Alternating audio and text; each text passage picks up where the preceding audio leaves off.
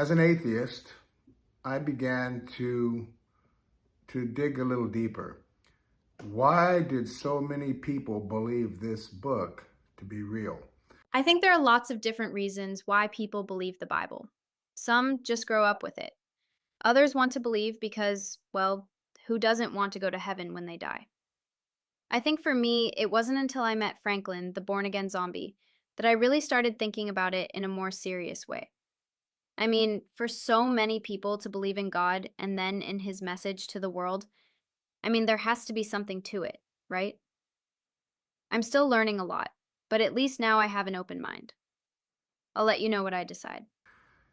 For me, I believed in the scientific method. I believed that what the scientific community was telling me was true. And I had to base that belief on faith because I didn't run the experiments myself. So when they told me about the Big Bang, well, of course they know what they're talking about. When they told me how they dated the Earth, well, sure, they're experts. They know what they're talking about. Did I do the experiments? No, I didn't do the experiments. I had to rely on their expertise and then hope that I was getting accurate information. Wow, think about that. I had to have faith. So the scientific community, there was Darwin's theory, the theory of evolution, origin of species. You can get into all of that. In Darwin's day, he didn't know that he had no idea what a cell looked like. The concept of DNA was many, many years ahead of him. So, the scientific community, they don't want to admit it, and an atheist will never admit it. An atheist really believes he's all about the facts and he's all about the truth. And that's why so many atheists come across so arrogant. And I'm not sure that they really are. It may just be that they're very committed to their religion. And, they believe that science backs them up. So that was a long journey. An atheist wants proof. And everything that they learn from science just screams, there's no God, there's no proof of God. Of course we evolved. Of course there was a Big Bang that occurred a long, long time ago. There was absolutely nothing. And then from this Big Bang, came everything. You hear this one a lot. Science has proven evolution, therefore evolution is true. Since evolution is true and Christians don't believe it, then Christians don't believe science and they aren't rational people. Really, let's put that claim to the test. First off, evolution in the sense that things change is evident. No rational person disputes that. Therefore, rational Christians believe it.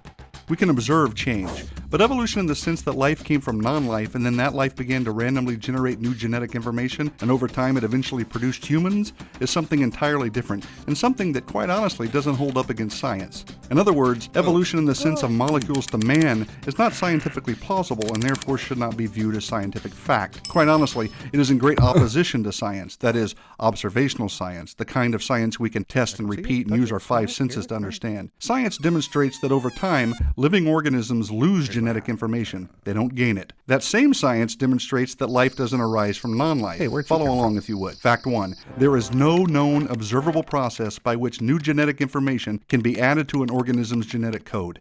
None. That pretty much refutes evolution right away because there's no way to go from a fish to an amphibian without adding new information, right? If living organisms cannot produce new genetic information, how can anything gradually change into something of higher intelligence or form or complexity? That is, how can anything evolve from an amoeba to a man without adding new genetic information? The answer, of course, is that it can't. Plain and simple. Now, some have speculated and they have imagined all kinds of things and they brought in artists to produce creative renderings based on guesses, and they have been successful in telling a very convincing story that humans evolved from ape-like creatures. But those are just drawings, people. They're just stories. But what we really observe is humans are humans and apes are apes. Now, if fact 1 buried evolutionary thinking deep into the Precambrian soil, this next fact, fact 2, tosses so much sediment on it that not even the greatest team of paleontologists with the latest subterranean gizmo could dig up the remains. Check this out. Never, again, never has it been observed that life can come from non-life. So here are 2 major scientific evidences against evolution. I reiterate for clarity, life has never been observed to come from non-life, and there is no known, observable process by which new genetic information can be added to the genetic code of an organism. So molecules to man evolution doesn't really make scientific sense. Yet we are all here, and life is all around us in various forms. Although evolution cannot account for this, the Bible can. The Bible reveals that the all-powerful, all-knowing, supernatural God created the heavens and the earth out of nothing, and all life according to its kinds, that is, each with its own set of genetic information. So, again, what the Bible reveals makes sense of what we see and understand. Evolution does not. Enough said. Well, you have to just, set aside your common sense. But, science told me that that was what happened, and I believe them. I mean, they know. Those are experts, right? And then, of course, after that came planet Earth, and, there was evolution, all kinds of magical mixtures combined, chaos theory, which now science has pretty much even debunked their own argument. There was chaos, but chaos somehow turned into order. And, life crawled out of the ocean. Life evolved into everything we see. So, something crawls out of the ocean and it turns into insects, and it turns into different kinds of fish, and it turns into mammals, and eventually, it turns into us. Yeah, that happened. Anyway, so once I decided to really try to figure some things out and examine this proof, I would quickly learn with it didn't even take a lot of effort, that science has its own dogma. I mean, an atheist will claim, well, the Bible, it can't be real. It's not real. There's contradictions, there's gaps. But science, we know this happened, 14 billion years ago, and we know this happened, and we know that happened. Well, yeah, how do you know that?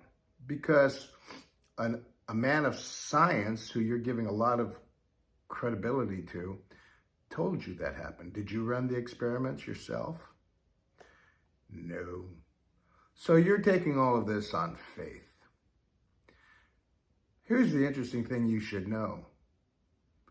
There's more evidence to support the scriptures. There's more eyewitness accounts. There's more hardcore evidence to support God and proof of God than there is most of our science. It's why science changes every few years, because we keep learning things. We keep discovering more things about our universe. And of course, quantum physics, quantum mechanics, when we get into the very, very, very small, that changed everything. I believe there are great men of science out there, and they do great and wonderful things. But there's a whole lot of the science community, and I learned this the hard way, whether by choice or they're being forced into this, there's agendas. You're not going to hear a whole lot of mainstream men of science hop on over and say, well, creation makes more sense, and we've got more proof for creation, more proof for God than we do for evolution. That's a fact. But here, once again, so you would have to rely on me telling you it's a fact. I'd have to have enough credibility with you for you to buy into that. Well, you're doing the same thing with those men of science. You have a belief system, you have a worldview, You believe that scientist because of maybe their credentials. Maybe they speak well. I don't really do this. I'm doing this for my new channel. It's been up for 4 months. In fact, I'd love for you to subscribe if you like the content. I've got over 20,000 subscribers right now, and for the Christian niche, this is this is pretty rare, but I appreciate that. Anyway, my point is that you have to have faith on some level, whether you are a believer, a Christian, or you're a man of science, because you didn't run the experiments. Okay, if we're going to get into this, let's just jump right in. If God is real, if Jesus really died on a cross for my sins, then why do I have to do anything? My sins are already forgiven, right? See, that's where things get tricky. Does everybody's sins get forgiven? What about the murderer, the child molester, the politician? See where I'm going with this? If all you need to do is accept Jesus and then every bad thing you ever did goes away and you get to enter heaven when you die, then yeah, count me in. I mean, it's a get out of jail free card, right? That just doesn't make any sense to me, Franklin. So tell me again, why the murderer and the thief go to the same hell as the non-believer?